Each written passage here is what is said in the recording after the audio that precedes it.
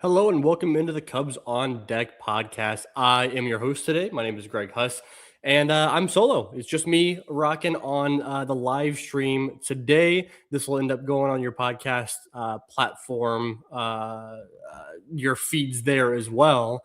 But yeah, today I'm here to talk about Cubs prospects and kick off the prospect season, kick off the season for this podcast because last week, Brian Zumac and I all hopped on and we talked about our updated prospect rankings. Full disclosure, this week we were planning on this being our fantasy draft of Cubs prospects, creating our three different teams, our favorite Cubs prospects, and kind of going head to head in that way. Scheduling just didn't really work out as we're kind of getting into the swing of things. But what you have to look forward to over the next several weeks are some season previews of each of the four Cubs affiliates, and that's always one of my favorite things to do. We'll get Brendan King on the show, as well as Jason Kempf up in Iowa, and then Luke Maley down in Myrtle Beach will also be hopping on as well. So I want to do this. I want to do a live Q&A to talk Cubs prospects. And so you guys, if you guys are tuning in on YouTube and want to check out, want to ask your questions, send them into the chat, and I'll answer throughout this episode for sure.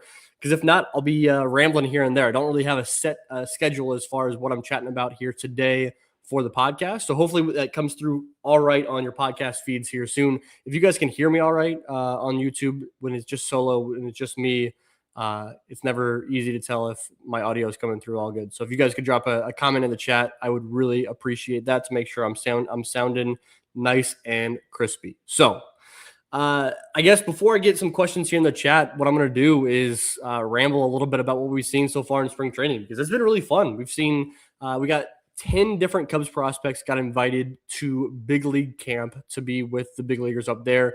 We hinted at it a little bit, I think, on last week's show, but those 10 prospects are four.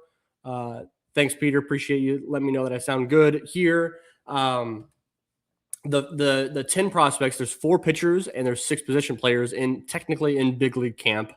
And among those prospects, I think the most notable are on the pitching side, Jackson Wiggins. On the position player side, Jefferson Rojas. We've already seen Rojas do some crazy, awesome things over the past few days. But the other pitchers besides Jackson Wiggins are Connor Schultz, Connor Noland, and Grant Kipp, one of my top 15 prospects in the organization. And on the position player side, let me try to get this off the top of my head. It's two catchers. It's Ariel Armis and Casey Opitz. We also have Jefferson Rojas. We have Brett Bateman is also in big league camp. Jonathan Long, BJ Murray. That's the whole gang, right? That's the whole gang. So really fun mix of top prospects and kind of like some pop-up guys as well. So if you guys have comments or questions about any of those guys, I'd be happy to answer them. But like I mentioned before, Jefferson Rojas has already been terrific. He's hit, I think, 4 balls over 100 miles per hour exit velocity since in his 3 games that he's played. I think he's played 3 games as far as big league spring training goes, and he's looked terrific. Line drives, he had today on Monday during the day, he hit a home run. Remember, Jefferson Rojas, guys, is only 20 years old, man. Like he is real. I think this is technically his age 21 season. He turns 21 in a few weeks, but right now he's 20 years old. His first major league spring training action when he got into games, not when he was invited to camp, but when he got into games, was back 2 years ago when he was 18 years old. The Cubs trusted him enough to throw him into some big league spring training games at 18 years old. Obviously, they trust him. They believe that he's mature beyond his years. And this year, a 20-year-old in big league camp, he obviously looked rough last year during his small cup of coffee in Double-A Knoxville. But the Cubs are showing all the faith in the world in him this spring, and I'm sure that he gets assigned to. With Jefferson Rojas, I think that I'm just hoping for a complete replica of what we saw from him last year. Between high A and double A. I just want him to do that a little bit higher, a level higher, doing that in double A and triple A, right?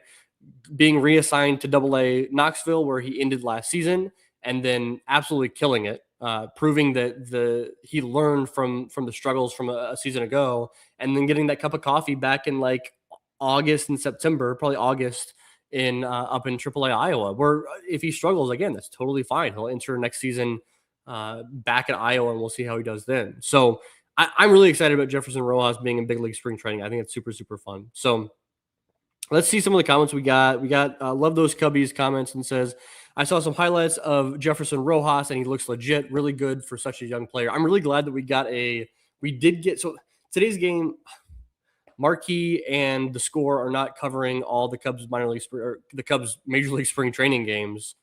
Really frustrating that Marquee's not down there. Marquee's only down there for 10 games this spring. So we obviously did not get on camera on Marquee Jefferson Rojas hitting a home run. Today, obviously, had to listen to the game without the Score or without Marquee. We got had to listen on Royals radio today, which I did. But then after the game, I saw somebody post a clip. I think it was on MLB Pipeline. Posted a clip of Jefferson Rojas' home run. It was on like a broadcast version of a video. So I don't know where that was, but to see Jefferson Rojas' home run was super, super fun. So yeah, I think he's really good. I think that if he can tap into that home run power, that was what the slug really evaporated last year in Knoxville. He was getting behind in counts pretty early and really kind of scrapping with two strikes quite a bit. A lot of weak contact, a lot of chase that we weren't accustomed to seeing with Jefferson Rojas. But yeah, I've been really impressed with him so far this spring. Got a comment from down on the farm saying Pedro Ramirez is giving me Jose Ramirez vibes the more I see him. Man, I mean, if we can get a Hall of Fame player out of Pedro Ramirez, that wouldn't be half bad. But no, man, I think Pedro and Jefferson, between Pedro Ramirez and Jefferson Rojas, I think they put on a decent amount of muscle over this offseason. I think they look more ready for the upper minors. I couldn't really said that last year, the year before. I think that they both look really good at the plate. Look a whole lot stronger. I like Pedro Ramirez. I mean, top 10 prospect for me. I've been a guy that's been critical of Pedro over the past few years. I'm really excited to see him in Iowa and see what he does offensively in Iowa, because last year, throughout the course of his entire minor league career, like the numbers haven't really stood out in a crazy, crazy way. They haven't jumped off the stat sheet for sure.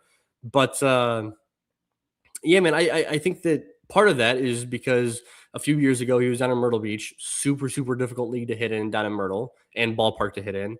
And then last year, we saw the numbers recently. I posted those over at outofthevines.com in terms of the bash metric and what the ballpark factors had on Knoxville and league wide in the Southern League. The Southern League was impossible to hit in. And compared to the other teams in the Southern League, Knoxville was even more difficult than those teams. So just impossible to hit in Knoxville back in 2025.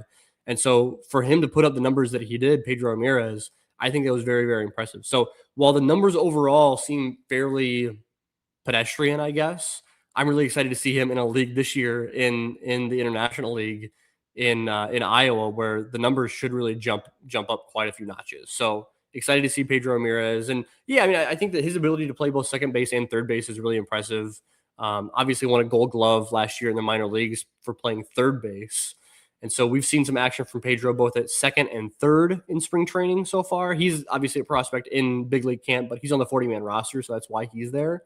Jefferson Rojas playing more shortstop. I don't think that he's played second base quite yet, but we've already seen a lot of prospects in big league spring training games. I've been chronicling the prospects that have appeared in those games. I've got a thread going on Twitter and on Blue Sky, and I've got a little bit extra as far as write-ups go, where it's a little less character restricted over at outofthevines.com, where I'm plugging and writing basically what to expect from each of the prospects that debut or that make an appearance in big league spring training, what to expect from them in 2026 down on the farm. And so I'll have to go back and count. I don't want to count here on the podcast. That'd make for bad audio. But I think we're pushing 40 prospects that have already appeared in a major league spring training game, which I've done this for 3 years now. Last year we saw, I think it was 48 maybe. Yeah, it was 47 last year prospects appeared in major league games. And then 2 years ago, it was 69 prospects, a nice amount of prospects appearing in major league spring training games. So for us to be pushing 40 right now, 4 games in, is pretty impressive as far as prospects go. So that's been super fun. But there's been a lot of guys that have really stood out, and I can kind of detail, unless we get some more questions or comments in the chat.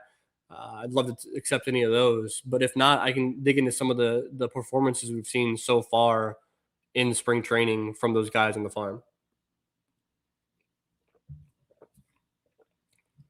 Let's go ahead and dig into some of those here. I'll pull up my list here as we speak. Sorry, for bad audio for you guys listening on podcast platforms here. I'm very sure, but let's see what we've got here. All right, so that first day, we saw quite a few guys both in the line. Actually, the first couple days, we saw quite a few prospects both in the lineup and then appearing later on. Johnny Long got some good run at first base, batting leadoff, I think, for that very first game. That was super fun to see Jonathan Long do his thing. I think that like Johnny might be the guy that is the closest to big league ready among guys. Like Moises Ballesteros obviously is big league ready because he's going to start off the year in Chicago more than likely, unless this kind of the visa issues and getting up to spring training late ends up hurting him, which it could. Like he got a late start in spring training, so I don't know what to make of that for Moises Ballesteros. But among the guys that we don't expect to get major league run, or guys that haven't already debuted, I think Johnny Long is up there. Probably him and Jackson Wiggins are awfully close for major league ready, and so I think he's going to get a lot of at bats in spring training, but then he's going to go off over to the World Baseball Classic, playing for Chinese Taipei in the World Baseball Classic. We saw him take an errant throw from Jefferson Rojas up the line. He ended up the batter runner running down the line ended up running into Jonathan Long's arm. I think that it was officially marked as it was an elbow issue for Jonathan Long. So not a broken wrist, which was what I was most concerned about when it first happened. I thought he broke his wrist there on that play. We'll see when he ends up coming back. Hopefully it's just a couple of days off and they were just being extra cautious with it being spring training. But yeah, I hope he learns a whole lot from playing in that World Baseball Classic for Chinese Taipei. I think that he's going to be a guy hopefully in the middle of that lineup for that team and getting a lot of experience playing for representing a country in that World Baseball Classic. So super fun to see Johnny Long out there. Connor Schultz got in a major league game in spring training. Again, I mentioned before, he's a major league, he's an invitee, a non-roster invitee to spring training. And he was really good last year, guys. Like Connor Schultz, I think we might have gone the entire season last year on this podcast without talking about Connor Schultz on the podcast. And part of it is because he was a minor league free agent signing. He was undrafted, all that good stuff. But he was really strong last year. Some of the best strikeout to walk numbers in the entire farm system back in 2025. He spent time both in high A South Bend and double A Knoxville, both in the rotation and in the bullpen. I think that he probably starts off this year in the Knoxville rotation, would be my assumption. And I don't know, from there we'll see kind of where he goes. I think it's really fun and exciting that the Cubs rewarded him with a invite to big league camp. I think he deserved it for sure. We got a comment from Drillo 23 saying, "Hope to see you in Knoxville this season." I don't know if I'll make it down to Knoxville this year. I think that I was able to make it over to Iowa. Was it last year? Or no, it was a couple of years ago. Last year I didn't end up traveling anywhere, but I'll be. I think that I'll be over in Peoria, Illinois, for the Chiefs versus South Bend series, which I think is the second South Bend Cubs series of the year. So I'll be over in Peoria for that series, for as many games as possible over there. I don't know if I'll be traveling down to Knoxville this season, but I mean, to see that brand new stadium over there, I've heard nothing but good things about the new stadium. I love that it's in downtown Knoxville. That's super fun. And so I think the players like it a whole lot being in downtown Knoxville compared to where they're at over in Kodak. That's for sure. So I will get over to Knoxville at some point down the road. I don't know if this season will be the year that happens, but I will definitely be at South Bend's games over at Peoria. That's for sure. All right. I already talked a little bit about Pedro Ramirez. I'm just kind of going down my list here, guys, of guys that have appeared in spring training games. BJ Murray's got a lot of run. BJ Murray he might have appeared in all 4 games so far in spring training, at least 3. Playing some first base, playing some DH. I don't think he's logged any games at third base yet. But man, BJ Murray is just such an interesting dude. He's also playing the World Baseball Classic for Great Britain because he is from the Bahamas, I believe, is where BJ Murray Jr. is from. And man, big season for him, right? Like he's spent parts of the last 3 seasons in double A, and he got a little bit of a taste of the action up in Iowa in 2024, really struggled that year. Besides that year in 2024, he's been really consistent, the same exact player every single year. The slash lines look identical. The rates compared to league averages look very similar between 22, 23, and 25. And then walking quite a bit, striking out an acceptable amount, I would call it. Not quite enough power, but he showcased more last year. He had 20 bombs last year in Knoxville. Again, were super, super difficult to hit. So really excited to see what BJ Murray has in store for him this season. Grant Kipp got into one game, the very first game of spring training. I've talked plenty about him on the show. I don't need to dig in anymore on Kipp. Lots of the spin on the we saw. I will talk about Grant Kipp. The slider and curveball that we saw. I think we saw a curveball 2,900 RPM. The great thing is we're seeing Statcast metrics for some of these minor league players that we haven't really seen much of up to this point. All the Statcast is in all the ballparks in spring training now, which that was not the case in Arizona, down in Mesa on the Cubs complex last year. So super exciting to see. We saw Jackson Kirkpatrick today. Jackson Kirkpatrick and Tyler Raz both threw today on Monday for the Cubs, and Jackson Kirkpatrick touched like 98.6 miles an hour on his fastball with like 19 inches of vertical on that. And that's somebody mentioned in the 1060 West Discord channel. Like that's like now we're talking Jackson Wiggins level fastball. If you're at 98 and a half miles an hour and 19 inches of vert, like that's a really, really good fastball from Jackson Wiggins. Tyler Raz was like a tick below in terms of velocity, like 97 and like 18 inches of vert, I think. But both very good performances. Jackson Kirkpatrick, man, is like Jackson Kirkpatrick's good. I mentioned it online, but I think that he has a good chance to really like he's the definition of a guy that's like a pop-up prospect reliever that jumps through the system pretty fast. Remember, he was a minor league free agent signing, like undrafted guy, minor league free agent signing. He came on this podcast earlier this offseason. He spent time at UIndy and at the D2 level. He spent time at Western Carolina and just was really never put it together in college. Was not like he was the first to admit that like he was not very impressive during his time in college, but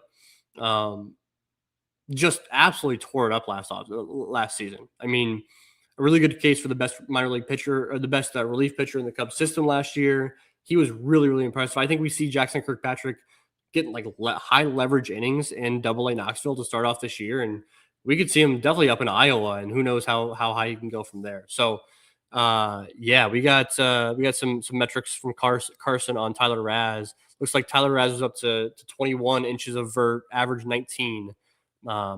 Definitely impressed by the fastball. Yeah, he was damn good too. Remember Tyler Raz was a free agent signing. Actually, a friend of the program, Tommy Birch, just wrote an article over the Des Moines Register that came out today on Tyler Raz. So go check out that over what Tommy had to say about Tyler Raz. Basically, he was coaching a travel ball team in West Des Moines, Iowa, the past year or so. It was like his uncle-in-law is a former major league player, and he has this facility out in Waukee, Iowa. And Tyler Raz was coaching up high schoolers in Iowa. He was still working with Trent a little bit, and that's where he got signed out of. So really good quotes from Tyler Zombro in that art. Obviously, Tyler Zombro is a former Tread guy. That's how he knew Tyler Raz before signing. He was very familiar with his really good person skill, like really good people skills, more than just the baseball player in Tyler Raz before they even signed him. And so felt really confident. Tyler Zombro threw out that we could see Tyler Raz starting off the year in Double-A Tennessee, Double-A Knoxville. And so I kind of had him projected to start off the year in South Bend, but if we see him in Double-A Knoxville, he's 26 years old right now. That's super exciting to see. Could be another real breakout guy, could Tyler Raz. So what else we got here? We got Love the Cubbies in the chat. We've got Rich Biesterfeld in the chat. Love him. All right. Rich says Iowa, where you got to consult on the Christopher Morel and Hunter Biggie trade. Have I told that story on the podcast? I don't know how much I want to tell on the podcast, but yeah, I was in. I'll tell the parts I think I can tell.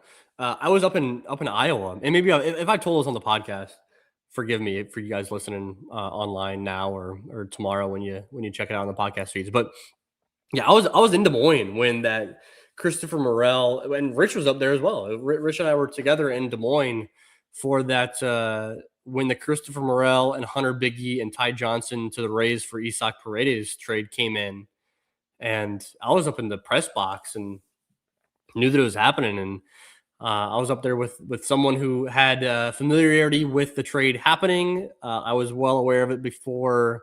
I think it was I think it was either Ken Rosenthal or Jeff Passan tweeted it out that the trade was final, and the guy goes, "Hey, like you can confirm the report that it's Morel, Biggie, and Ty Johnson for Isak Paredes," and so I was able to confirm the reports, and that was kind of fun. But I was talking with folks about Ty Johnson right before that trade came through. So Ty Johnson was like tremendous last year, like minor league baseball, like all first team last year. Like, he was tremendous at Double A for the Rays. I think in Montgomery is their Double A affiliate, and no surprise.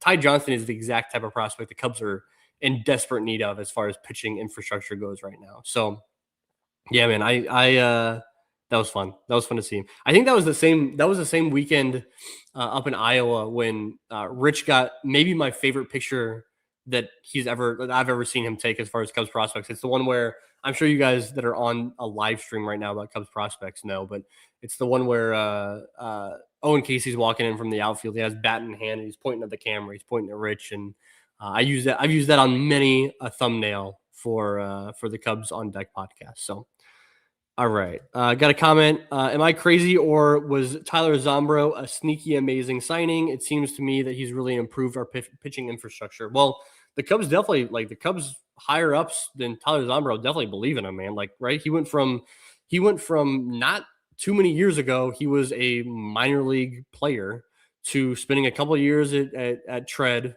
and then the Cubs hiring him out of Tread last year to be a part of the Cubs front office and Cubs pitching development infrastructure.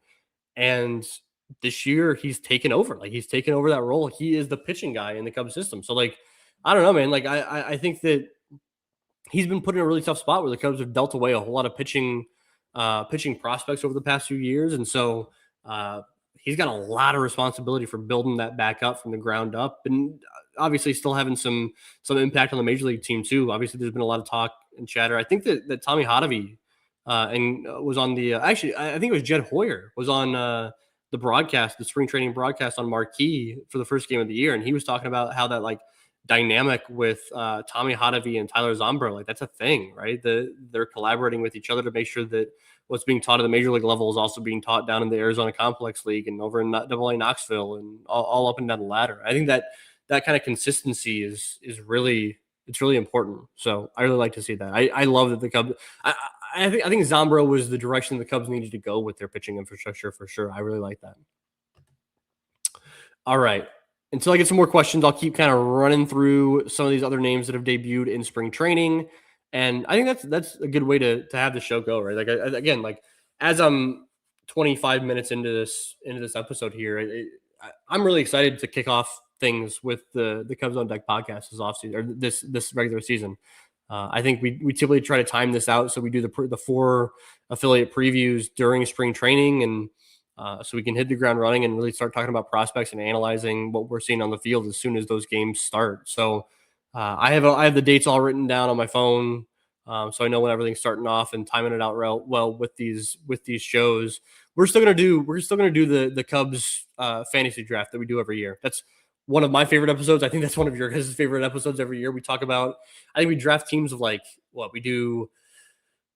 I think probably do 5 starting pitchers and 3 relievers maybe for each team. So there's 8 guys. Then we do a starting lineup is 9, so that's 17. And we tack on a few extra bench guys maybe. So I think we're drafting 20 guys per team, 3 teams. So we're drafting 60 dudes. We're talking about 60 dudes over the course of, it's never actually an hour. It's never actually 60 minutes, but we're talking 60 dudes in an hour and 15 minutes or so. And it's always fun competing with Zumac and Brian and revisiting those as they go on. So we still will do that episode. We'll probably do that after the affiliate previews would be my guess, and maybe it'll be right after the Iowa Cubs play a 3-game set over a weekend before the other teams, the other affiliates get into their action. So maybe we'll do it right after that Friday, Saturday, Sunday action for the Iowa Cubs. Maybe we'll do it then. So that'll be super exciting. We'll still make sure it happens.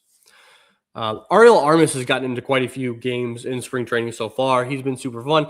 It's equal parts impressive that Ariel Armis has been in big league camp, that he got invited to big league camp because he was just drafted a couple of years ago.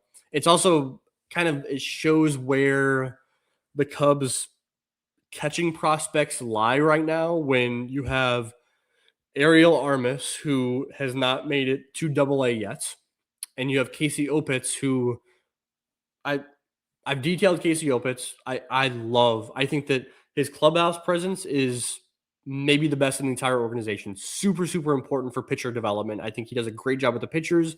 He does a great job with other position players, definitely other catchers. He is that coach on the field. I think he's great defensively. Maybe one of the better in a system that prioritizes good defense first catchers. He's one of the best. With all those pluses, all those positives, he's been arguably the worst hitter in the Cubs organization 3 years running, right? Like that's how it is. That's a fact. And so the fact that those two guys are the two guys that are the non-roster invites behind the plate to spring training kind of tells you where the Cubs system lies as far as catching prospects go.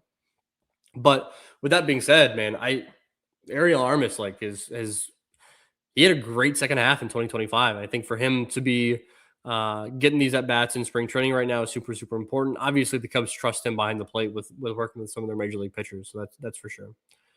All right, we've got a few comments here. Oh, we got some good comments here. All right, we've got Rich back on Tyler Zombro saying, "Fun story from today. Tyler Zombro came out to watch minor league pitchers throw BP, and Ted Lilly was with him." So we got. I feel like Ted Lilly is part of he maybe has a front office role of some sort in the organization, doesn't he? Am I making that up? I feel like Ted Lilly does, but Tyler Zombro and Ted Lilly, that is not a combination I expected to see on the backfields with some of the prospects. So got a comment from Sid saying, "What does 2026 have in store for Kevin Alcantara? All the vet signings make me think he's unlikely to make the team opening day." Yeah, we could talk about Kevin Alcantara a little bit here. I think it's a good call. So Kevin, I think it's I don't know, man, like 95% likely that Kevin Alcantara starts the year in AAA Iowa. You figure they entered camp with Chas McCormick and with Dylan Carlson on the roster as minor league signings in big league camp. And then recently, I think that was Sunday night heading into Monday, they signed Michael Conforto to a minor league contract as well. So my assumption with bringing in those three guys is that one of those dudes, at least one of those dudes, maybe two of those guys, if Moises Ballesteros is not ready for opening day, at least one of those guys is going to be on the major league roster. And because of that, Kevin Alcantara gets knocked down. I think that part of that is just keeping as many dudes in your organization as you possibly can, and getting Kevin Alcantara full-time at bats in AAA, I think makes all the sense in the world. I talked about Kevin Alcantara. Maybe I talked about this on the last podcast. I've talked about it quite a bit, that the range of potential outcomes for Kevin Alcantara in 10 months or a year from now is kind of wild, man. Right, this is his last option year. And so we could see Kevin Alcantara really, really perform well in AAA Iowa in full at bats. He could get all kinds of at bats, really improve that swing and miss, that chase of sliders. That's what we're talking about with Kevin Alcantara. In my opinion, the one big thing, he's got one and a half things that are really important to his development. The one big thing is chasing sliders out of the zone. And the half thing is that I think is important, but just kind of takes a back seat, is he hits too many ground balls. And so if he can chase less, if he can pull balls in the air, then we're looking at a great Kevin Alcantara. He's going to have a great season this season. If he can do that in Iowa, come up to Chicago when he's needed as far as injuries happen and he needs to fill in, he needs to get full-time plate appearances up there or come off the bench in Chicago, whatever the role is. If he succeeds and he looks really, really good, Kevin Alcantara could enter the 2027 season as the starting right fielder for the Chicago Cubs, because they lose, say a Suzuki, they lose Ian Happ. He could be the guy starting in right field come next year, batting fifth, batting sixth on that major league team. On the other end of the spectrum, also perfectly a reasonable expectation is that he doesn't learn how to do those things, right? He continues chasing the sliders out of the zone. He can't get that figured out, and that's not going to play at the major league level because he's out of options next year. He has to be on the major league roster. he could be DFA'd this time next year. He could be not in the Cubs organization because he couldn't get those things figured out. So like the range of outcomes is DFA to a nice starter at the major league level. And it all comes down to like basically, in my opinion, what he does with sliders during this campaign. And so like it's a majorly important season for Kevin Alcantara this year, 2026. We got a question saying, I know you didn't add draftees into your top 30, and I'm halfway through mine. I feel like I have Hartshorn and Wing high. Where would you add them in yours? Yeah, so Josiah Hartshorn and Caleb Wing were high school draft picks in this past 2025 draft class. What Down on the Farm is pointing out is that in my top 30, I only rank guys, if you guys listened to that episode last week, I only rank guys that have made a full season appearance. But basically, if they've been in Myrtle Beach or higher, that means like even Ethan Conrad, who is probably a top 3 prospect in the Cubs organization. I did not include that ranking. The main reason why I do that is because I haven't had eyes. I mean, it's not as much for the Ethan Conrads of the world, where I've seen some Ethan Conrad in college and seen what he can do there on live feeds, right? I've seen that from Ethan Conrad, but blanket assessment of these dudes, I don't want to. I hate. There was a stretch there. There's a few year stretch where I ranked guys that were in the Dominican Summer League, and I know MLB Pipeline does it. I know all the other organizations or all the other places rank guys that are in the DSL. As long as they're in the Cubs organization, if they played high school ball, wherever they're at, like they're ranked. But I gotta be able to trust what I'm watching on the screen with some of these guys, and some of them in person too, as well. And so I kind of put that blanket assessment where I'm not ranking guys unless I've seen them on MILB TV, basically. So, um, the point is that Josiah Hartshorn was a guy that I think if I were to rank him, and again, I'm not going to because I haven't seen him play. I think he's a top 10 prospect in the Cubs organization, right? The upside that he has, the uniqueness that he has, the ability to switch hits. I mean, the ability to switch throw. He's not going to be a switch thrower, but like he can switch throw. The power potential, a little bit of if he can maintain that athleticism, I think that's super important.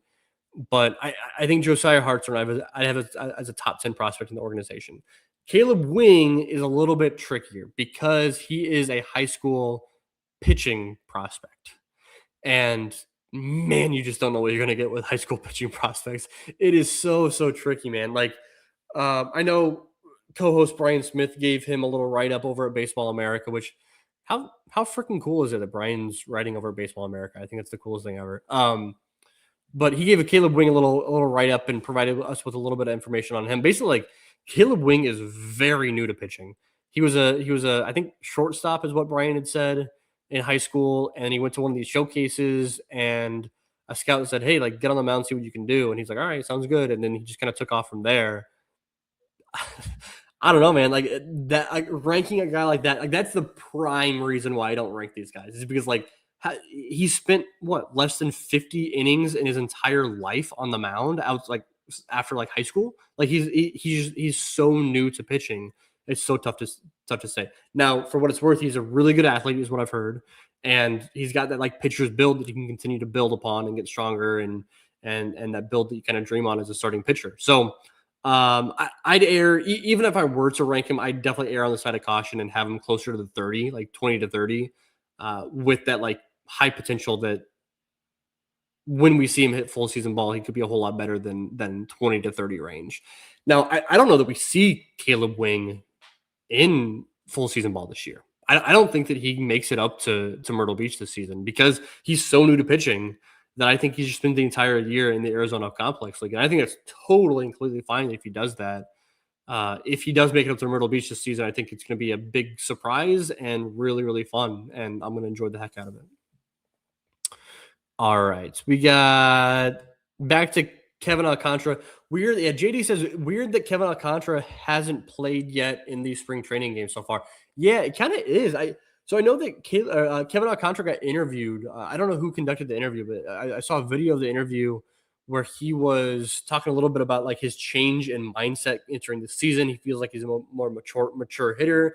He's made some tweaks at the plate and things like that. Maybe he's still working through some tweaks. Like maybe he came to camp and he started working with Cubs coaches, and they're like, hey, like if you're making these little tweaks as far as with stances or swings or the way that you're taking or swinging at different pitches, like we don't need to showcase that in games. Like we don't want you to try to test that improvement in games yet. Not showcase it, but test it in games yet. Let's just keep you on the backfields and keep you working that way.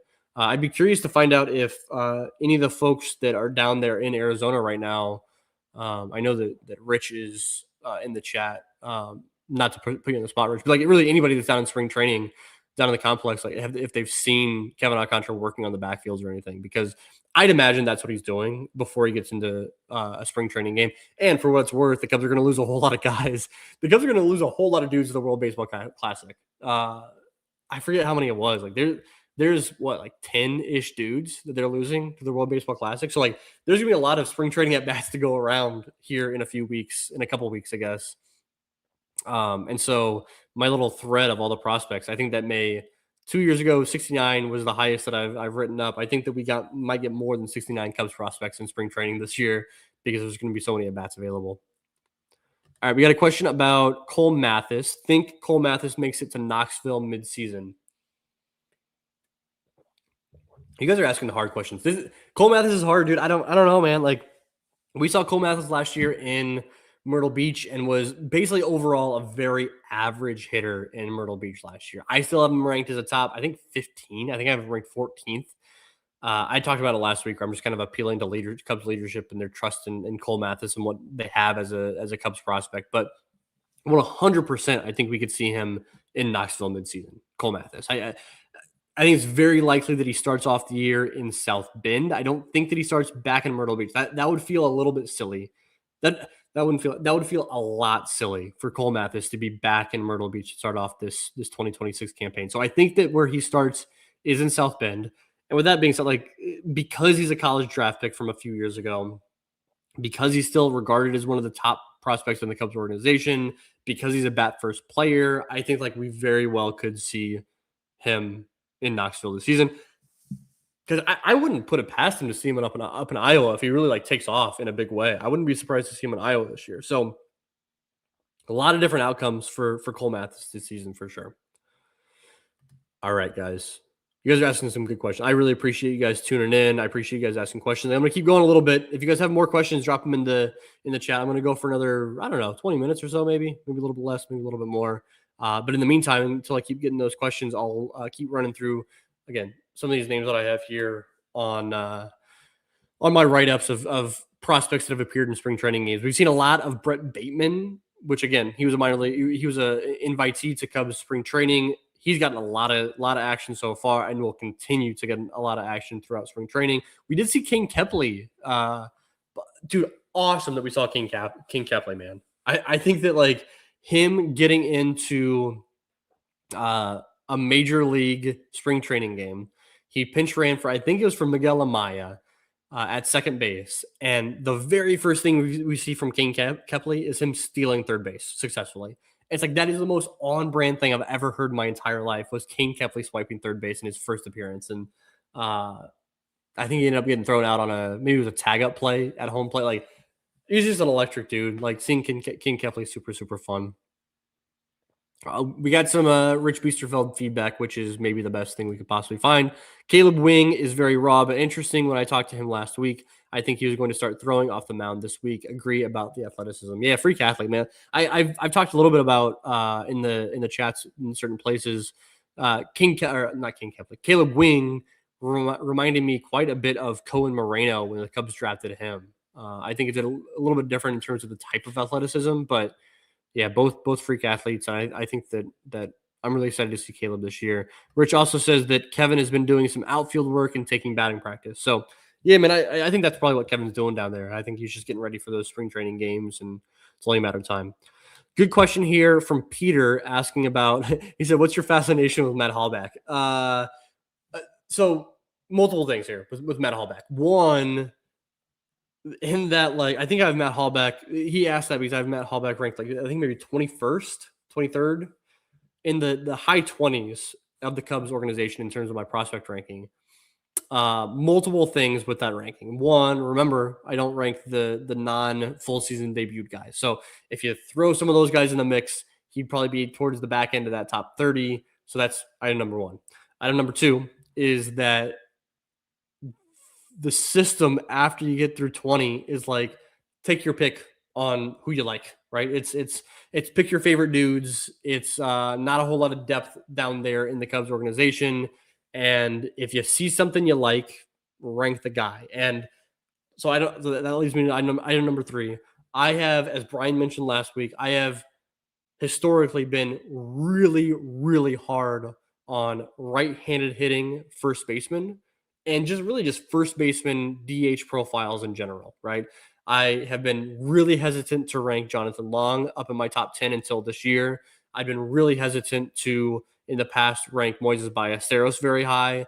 Matt Mervis never cracked my top 10. Even like Brian Calmer, after he had that really, really strong year after his draft year, people were getting super, super excited about him. Like maybe he's a top 30 prospect. I had him like down like 50 in the 50, like lower 50s. Like I'm just really tough on first baseman because like there's no defensive value to prop up them as a player. Like they have to hit, and if they don't hit, then what are they kind of really bringing to the table? And they not only do they have to hit, but they have to hit for power. And so like that's where my concern with Moises Ballesteros and Jonathan Long lies. Is like, are these guys going to be 25 plus home run dudes in the major leagues? Like, no. So they have to get value by being really strong hitters besides the pop. Anyways, back to Matt Hallback.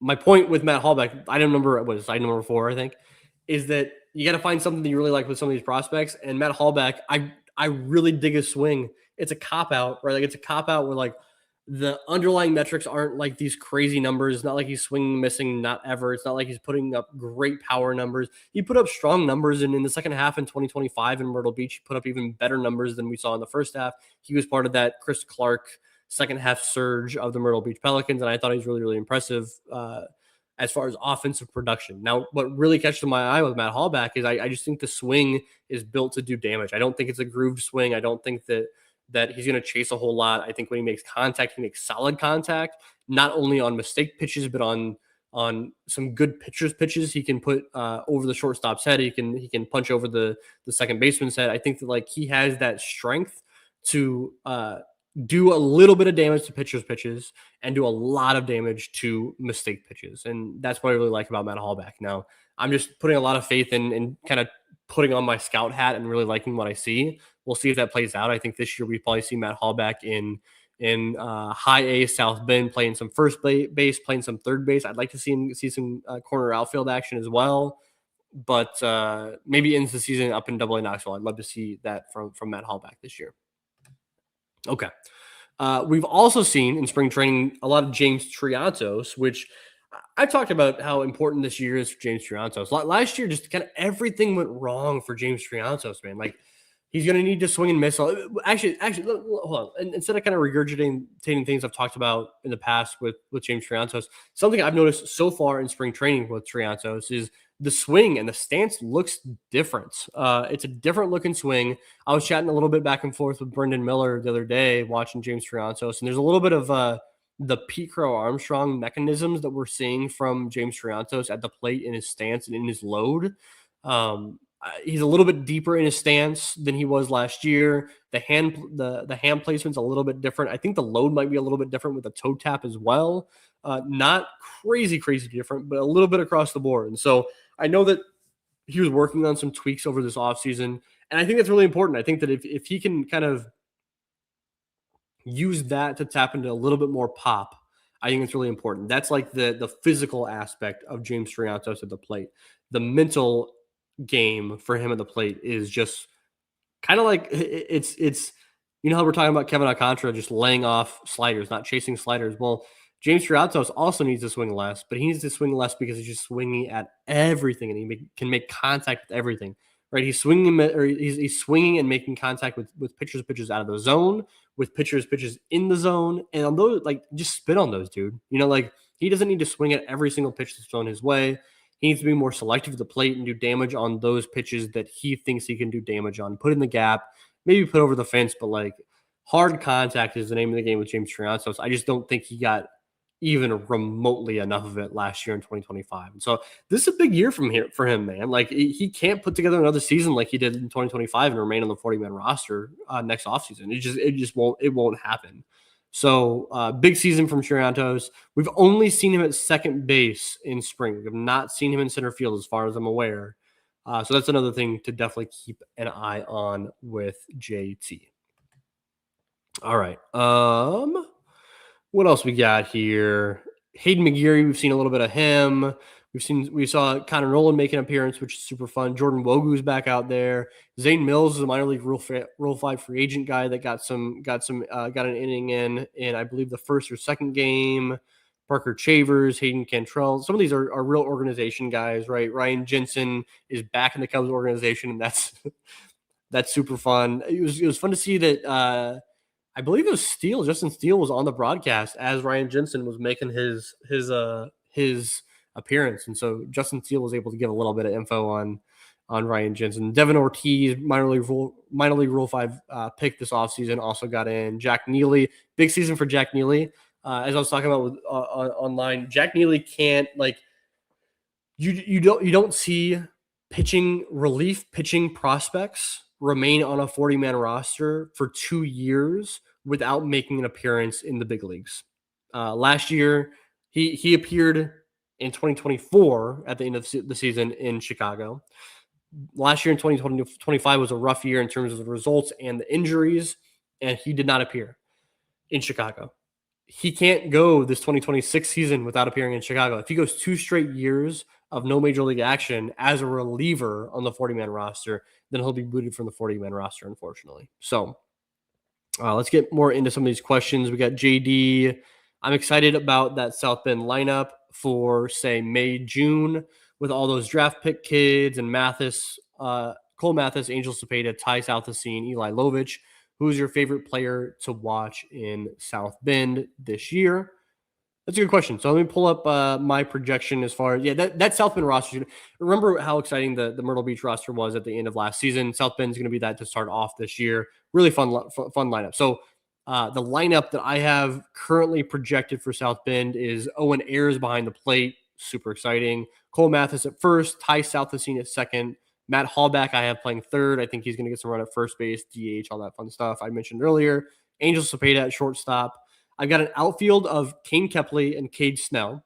And then I've got in left field, I've got Jose Escobar and Leo Espinoza kind of doing a platoon situation there, with Jose being a lefty hitter and Leo Espinoza being a righty hitter. So kind of platooning out there. And then on the bump, I've got some fun names on the bump too. I've got Ethan Flanagan and Nazir Muley. I've got Justin Florentino up there in South Bend, Cubs minor league pitcher of the year last year. Hoping that JP Wheat makes a comeback. He might be in the rotation, he might not. And then I've got a couple of college draft picks from last year. The college draft picks are always tough to project where they're going to start off, whether it's in Myrtle Beach or in South Bend. I've got Jake Knapp, 25-year-old Jake Knapp, and then I've got Pierce Capola also up in South Bend to start off the year. We might see Eli Jerzenbeck start off the year up in South Bend as well. But that's a fun rotation. That's a fun starting lineup. That is not even accounting for some of the fun bullpen arms that are going to be there. So, who's my favorite player to watch? I think that I'm really excited to see how legit Owen Ayers is behind the plate and at the plate. If he is everything we're hoping for, right, as a top 20 prospect now, even though technically in full season ball in minor league baseball, Owen Ayers was a very average hitter at a league where he was older than league average, but he looked really good. That was another scouting play that a lot of us had in watching Owen Ayers down in Myrtle Beach last year. Then he gets hurt, then he comes back, he plays in Arizona Fall League. He's arguably the best hitter in the Arizona Fall League last year, and he just climbs up rankings. And so how legit is Owen Ayers? That's what I'm probably most excited to watch in South Bend this season. And then on the bump, I think the same conversation could be had about Ethan Flanagan. How legit is Ethan Flanagan? Obviously way older than the league average in Myrtle Beach last season. And he got kind of a little bit of a late start, but it was really, really strong. Really, really impressive was Ethan Flanagan during his time when he was healthy. Stat-wise, almost as good as what Justin Florentino was also in Myrtle Beach. And so Ethan Flanagan, Owen Ayers, those are the two guys I've kind of got my eye on this season down in South Bend to start off the year.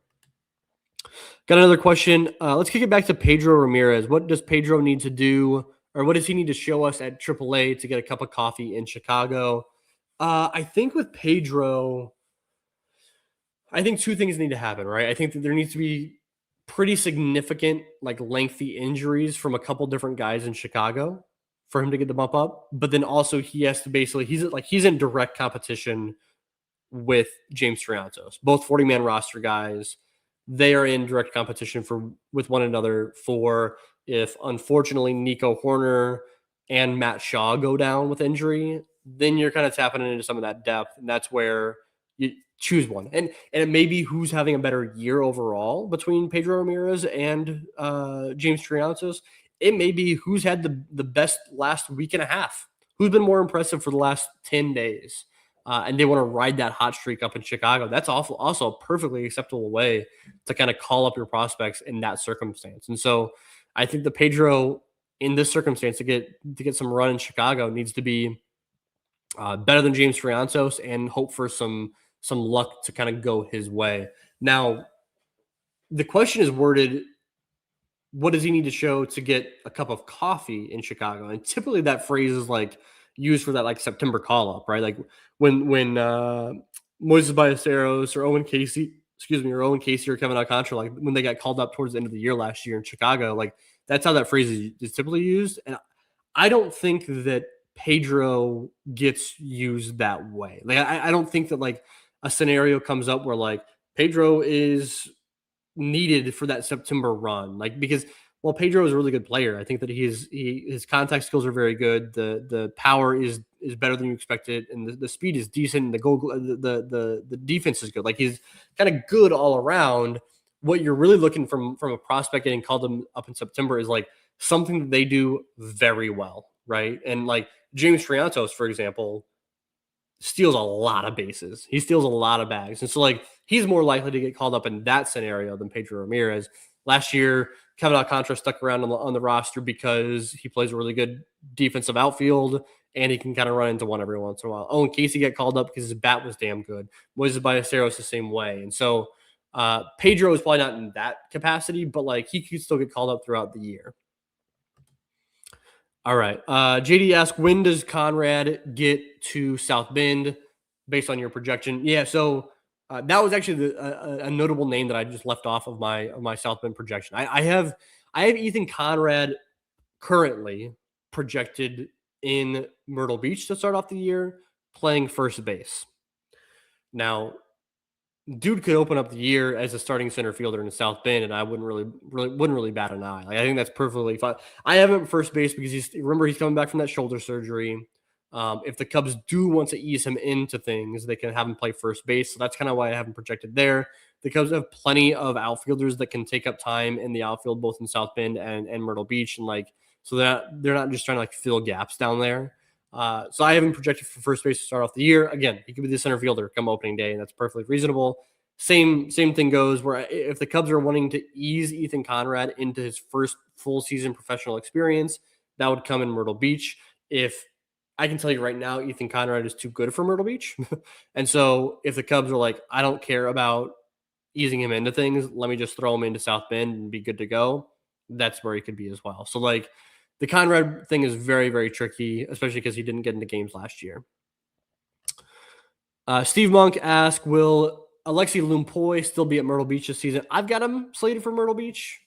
Kind of a weird year from Lumpoy, right? Lumpoy is he was on my honorable mention as far as top 30 prospects, and Lumpoy was pretty damn good last year. Really fun, exciting player, freak athlete, good defensive outfielder. Brian loves him in the outfield. Good speed, some good power potential.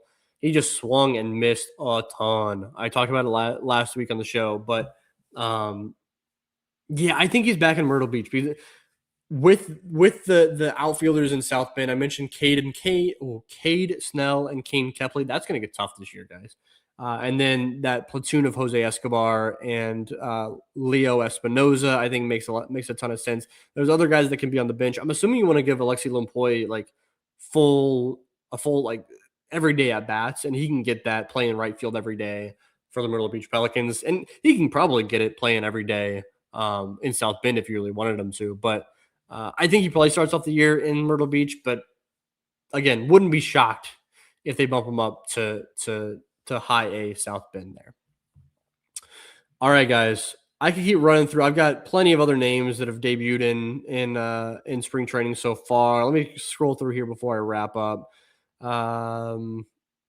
Have I mentioned Riley Martin yet? It was fun to see. It was fun to see Riley Martin pitch. He did go out for a second inning of work. We had Zumac on last week's episode talk about how we might see Riley Martin stretched out a little bit. Maybe not necessarily as a starting pitcher, but as a multi-inning reliever. I said I think that's dumb. I think you write him out as a really, really good one inning reliever. But what do I know? I'm not Tyler Zombro, and so really they did run him out. He was really strong in that first inning, not so much in the second inning of work.